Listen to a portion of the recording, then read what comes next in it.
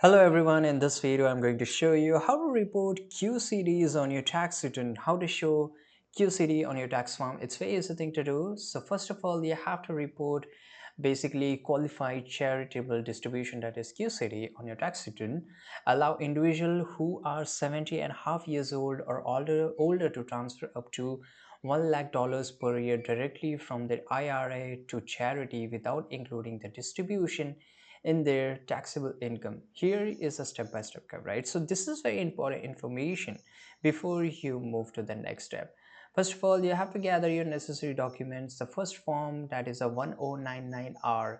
You should receive form 1099R from your IRA custodian showing the total distribution from your IRA, right? Then you have to verify the amounts that qualify as a QCD. This should be the amount directly transferred to the qualified charity. Report the total IRA distribution shows on a form 1099R example. For example, if your form 1099R shows a total distribution of 10,000, enter 10,000 on a line 4A, right? And here you have to minus the QCD amount from the total distribution. And here I've just mentioned example, $5,000 of the $10,000 was a QCD, enter $5,000 on a line 4B.